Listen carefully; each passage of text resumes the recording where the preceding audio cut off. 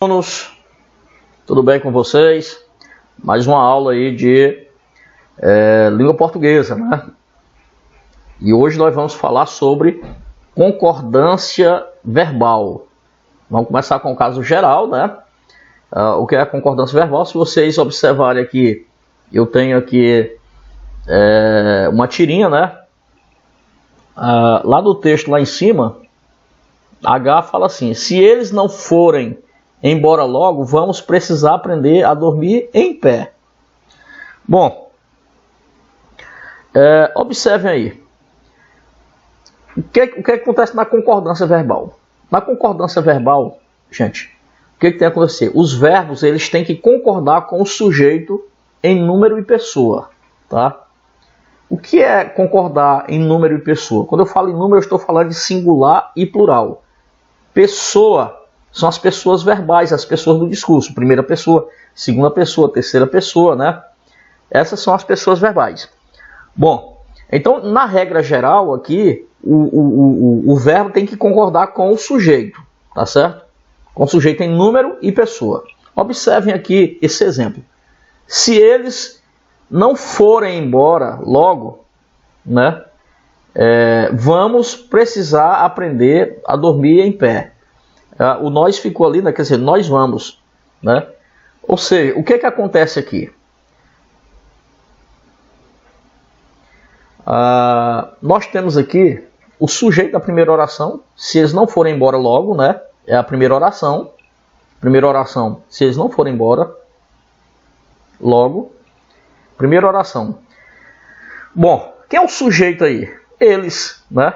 Observe que quando o sujeito está no plural e está na terceira pessoa do plural, né? Eles, o verbo ir também tem que estar na terceira pessoa do plural.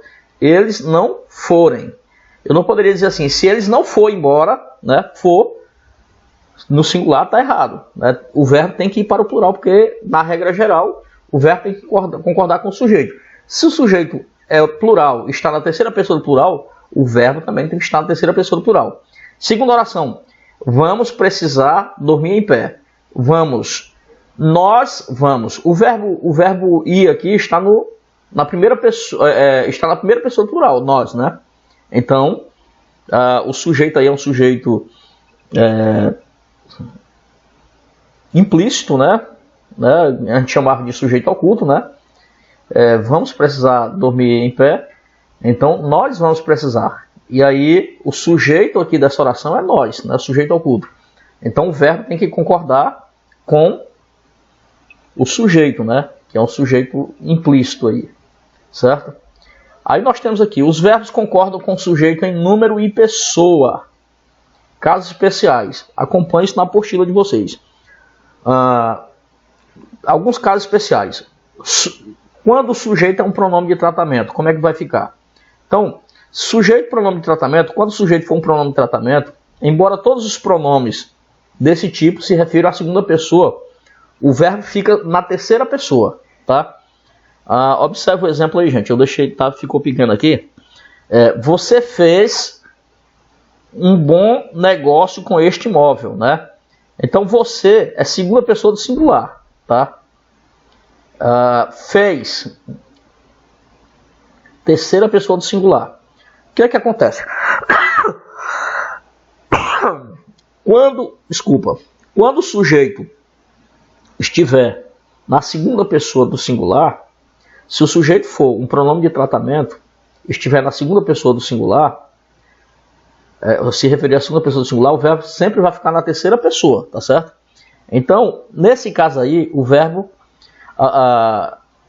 fica na terceira pessoa, né? Na terceira pessoa, mas terceira pessoa do singular, ok? O verbo ficará no singular nos seguintes casos. Quando o sujeito for representado por um substantivo coletivo. Tá? Quando o sujeito for um substantivo coletivo, como é que o verbo vai ficar? Ele vai ficar no singular, gente. Porque vocês lembram que o substantivo coletivo é uma palavra singular que indica grupo, coleção, né? Quando eu digo assim, o batalhão perfilou-se diante do combatente. O batalhão, a palavra batalhão, que é o sujeito da oração, ele é um sujeito representado por um substantivo coletivo, é um substantivo coletivo. Então, nesse caso, o verbo também vai ficar no singular. Referindo-se diante do comandante, tá? Então, o verbo, terceira pessoa do singular, ok?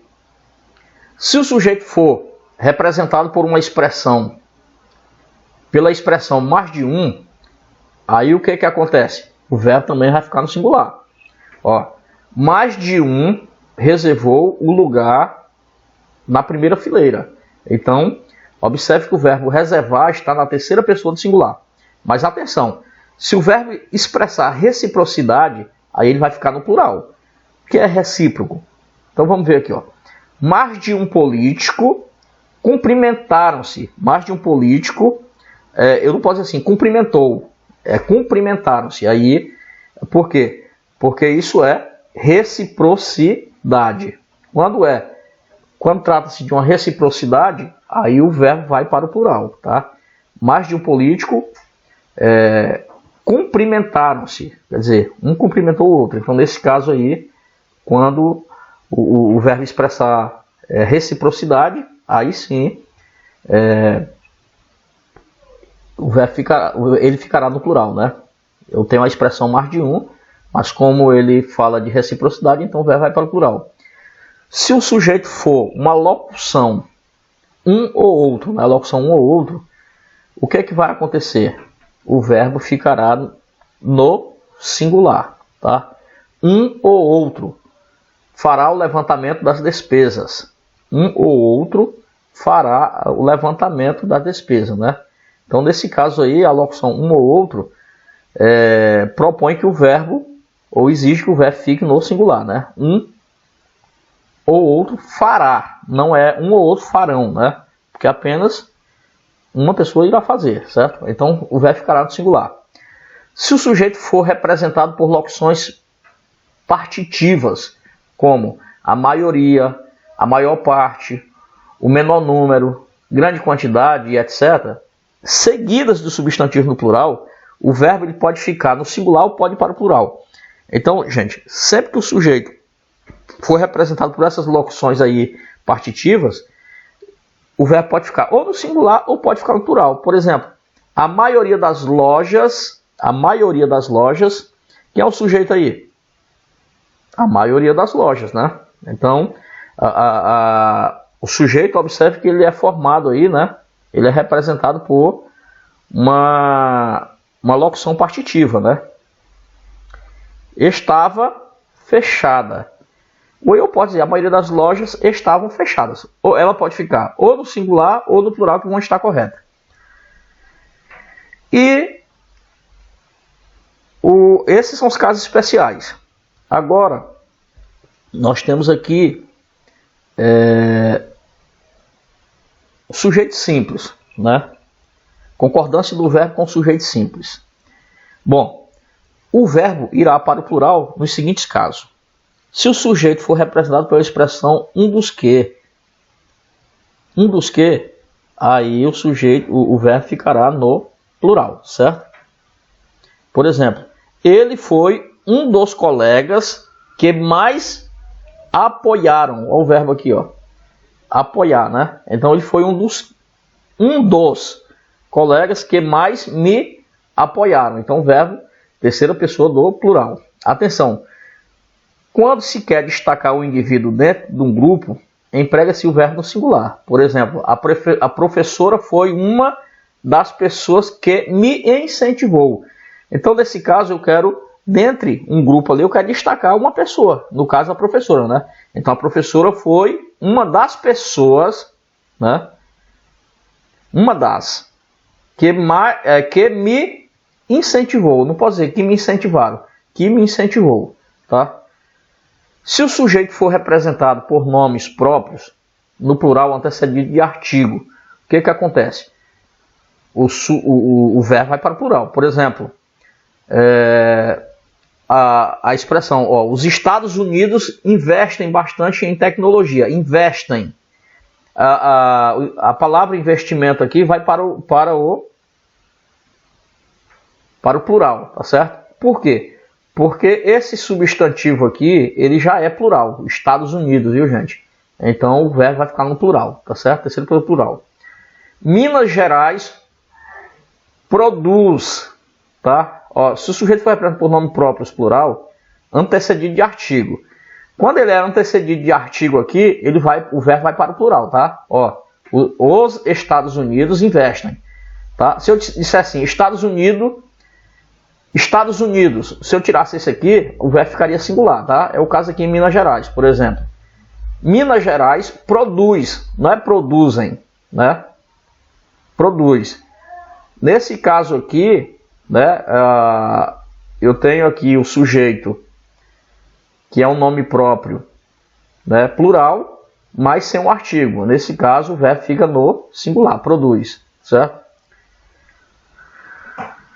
Sujeito composto. Como é que se faz a concordância do verbo com o sujeito composto? O sujeito composto, o verbo ficará no plural dos seguintes casos. O verbo com o sujeito composto, fazendo a concordância do verbo com o sujeito composto, o verbo vai ficar no plural dos seguintes casos. Primeiro, se o sujeito composto estiver antes do verbo.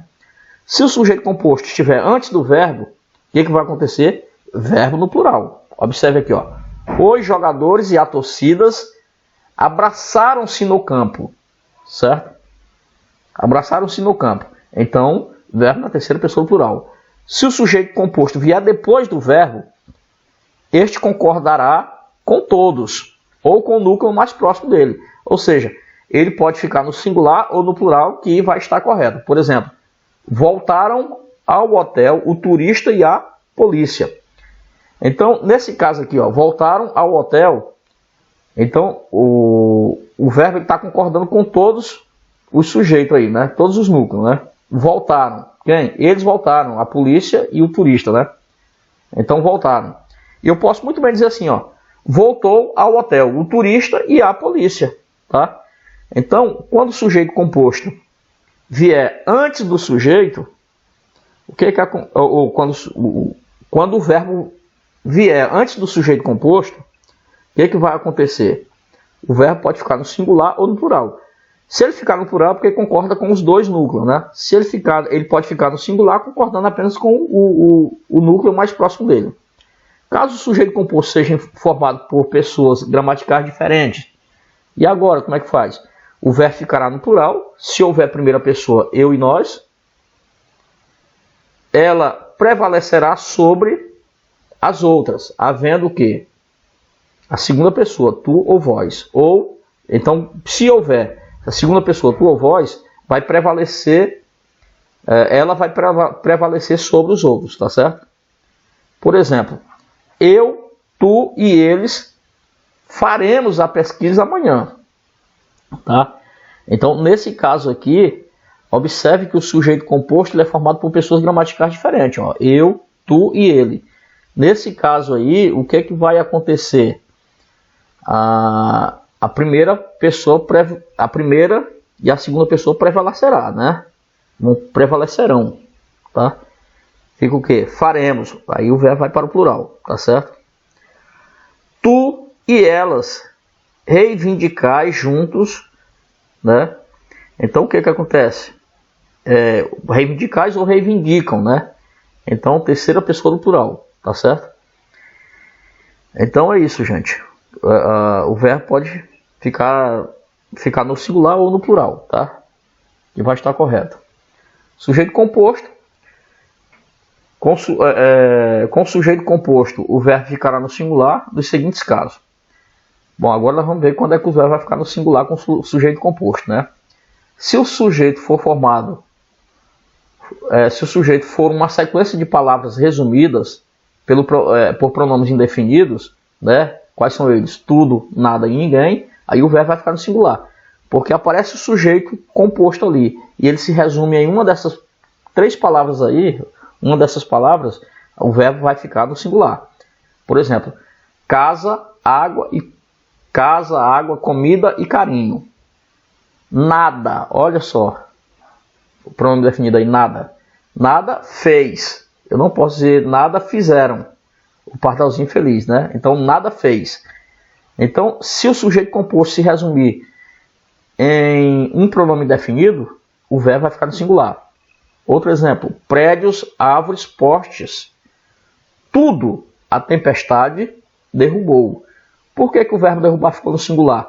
Porque prédios, árvores e postes foi resumido naquele pronome definido ali, tudo, certo? Então tá aqui, concordância verbal, tá? Encerramos aí concordância verbal. E a próxima aula será concordância nominal, ok? Forte abraço e até a próxima aula.